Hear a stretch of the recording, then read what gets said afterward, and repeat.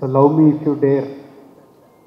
కీరవాణి గారు ఒక 35 years music director అయ్యి 35 ఇయర్స్ అవుతుంది. మనసు మమత 1989 నుంచి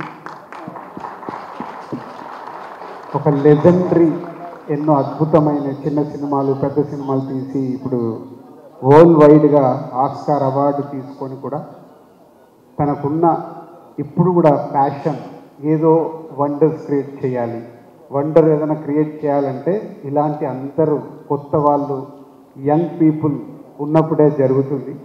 సో అలాంటి వండర్ కీరవాణి గారు ఈరోజు చరిత్రలో నిలిచిపోయే ఒక ఏఐ ద్వారా ఒక పాట పాడియడం అనేది ఎప్పటికీ కీరవాణి గారి పేరు ఎవరు చేశారు అని చరిత్ర చూసినప్పుడు ఓన్లీ ఎంఎం కీరవాణి గారి పేరు ఉండబోతుంది.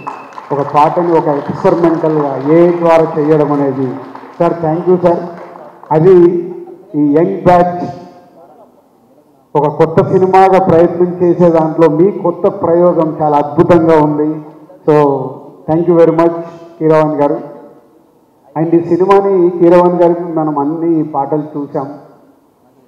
ఈ పాటల్లో చేసిన ప్రయోగాలు నాకు తెలుసు, ఎందుకంటే ఈ సినిమాలో ముందు అనుకున్నప్పుడు 4 పాటలే. సో అరుణ్ నాగా ఎక్కడెక్కడ వస్తాయని 4 పాటలు చెప్పారు.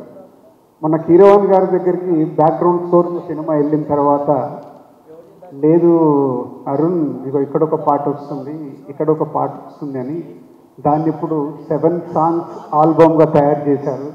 థ్యాంక్ యూ సార్ దానికి కూడా. ఎందుకంటే ఒక సినిమాని బ్యాక్గ్రౌండ్ స్కోర్లో ఇక్కడ ఎలా వస్తే బాగుంటుందని మీ 35 సంవత్సరాల ఎక్స్పీరియన్స్ ఈరోజు లవ్ మీకి యూజ్ అయింది. సో ఇప్పుడు ఆట కదా శివ సాంగ్ ఏదైతే విన్నారో అది ముందు స్క్రిప్ట్లో లేదు. కీరవాణి గారు ఆ సిచ్యువేషన్ని చూసి ఇక్కడ ఈ పాట వస్తే బాగుంటుంది అని చేసి నాకు నాగా ఒకరోజు నైట్ 10 o'clock ఎప్పుడు సాంగ్ పంపించాడు. సార్ ఈ సాంగ్ వినండి. ఏ సాంగ్ అన్నాను. సార్ మీరు వినండి అన్నాడు. అరే ప్లేస్మెంట్ చెప్పు అన్న. నేను ఏం చెప్పాను సార్, మీరు విన్నాక కాల్ చేయండి అన్నాడు. విన్న తర్వాత ఐ గాట్ వైఫ్ ఆట కదరా శివ ఎక్కడొచ్చి ఉంటుంది ఏంటని నేను ఇమ్మీడియట్లీ నాగాకు ఫోన్ చేసి, నాగా చాలా అద్భుతంగా ఉంది సాంగ్, అయితే హాంట్ చేస్తుంది, ఒక వైబ్రేట్గా ఉంది ఏంటి అని అంటే అప్పుడు నాగా చెప్పడం జరిగింది, సరే ఇది కీరవాణి గారు ఈ ప్లేస్మెంట్ కోసం కొత్తగా అనుకున్న సాంగ్ అని. ఇప్పుడు మీరు విన్నారు, నాకు తెలుసు ఆ పాట వెళ్తూ వెళ్తూ రేపు సినిమాలో చూసినప్పుడు మామూలుగా వైబ్ ఉండకూడదు. ఎందుకంటే దాంట్లో కీరవాణి గారే లిరిక్స్ బోసు గారితో రాయించుకొని బర్ని గారిని మొదటి పదం తీసుకొని చేశారు.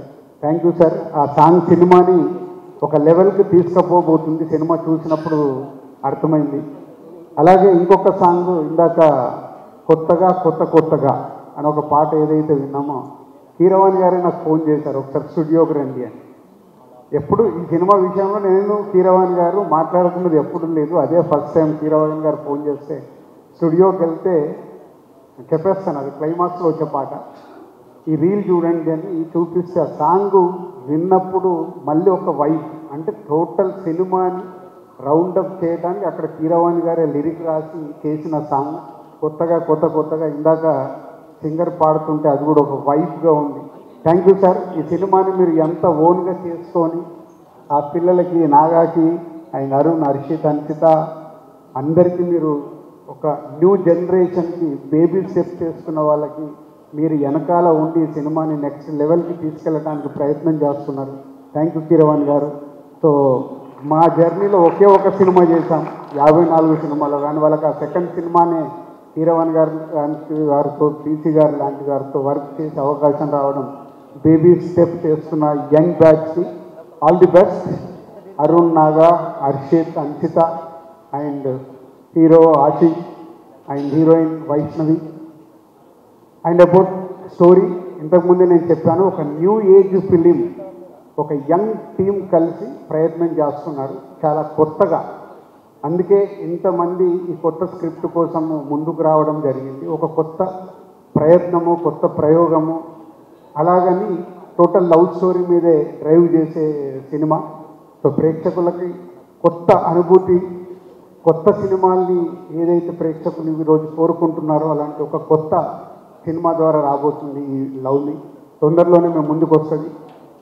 మోషన్ పోస్టర్కి వచ్చిన అప్లాజ్ కానీ, టీజర్కి వచ్చిన అప్లాజ్ కానీ, రావాలిరా అనే సాంగ్కి వచ్చిన అప్లాజ్, ఆల్ పాజిటివ్ వైబ్స్తోని ప్రేక్షకుల దగ్గర నుంచి పాజిటివ్ వైబ్స్ వస్తున్నాయి అన్ని. అలాగే ఈరోజు ఆఫ్టర్ 10 years, ఒక డెకేడ్ తర్వాత మళ్ళీ ఒక ఆడియో ఈవెంట్ చేసుకోవడం, అంటే ఆడియో ఈవెంట్ అనేది ఎప్పుడో మర్చిపోయి ఒక్కొక్క సింగిల్ సాంగ్ అలా వదులుతూ వెళ్తున్న ఈ రోజుల్లో లేదు, మళ్ళీ ఒక ఆడియో ఈవెంట్ జరగాలి, అన్ని పాటలను ఒకటేసారి ప్రేక్షకులకు వినిపిస్తే బాగుంటుంది, ఇదొక ప్రయోగం చేద్దామని కీరవాణి గారు, నాగా అండ్ అరుణ్ అనుకొని నాతో కూడా షేర్ చేసినప్పుడు బాగుంది, ప్రయత్నం చేయండి అని చెప్పాను.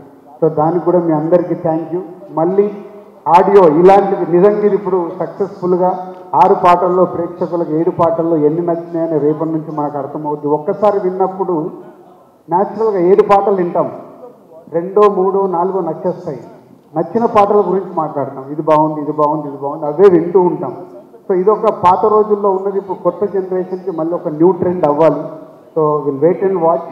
ఇంకొక 1 weekలో ఈ ఆడియోని ఎలా ప్రేక్షకులు వినబోతున్నారు ఏంటి అనేది మనకు అర్థమవుతుంది.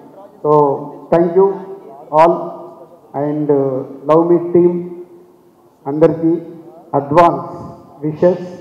సో మీ సినిమా రిలీజ్ రోజు ఇందాక అరుణ్ అన్నట్టు ఆనంద బాష్పాలు అందరి కళ్ళల్లో రావాలి, దానికి ప్రేక్షకులు ఒక కొత్త సినిమాని ఆదరిస్తారు. కొత్తగా మీరు చేసిన ప్రయత్నం ప్రేక్షకులకు రీచ్ అవుతుందని నమ్ముతున్నాము. So all the best old team. Thank you Dil Raju garu, thank you so much.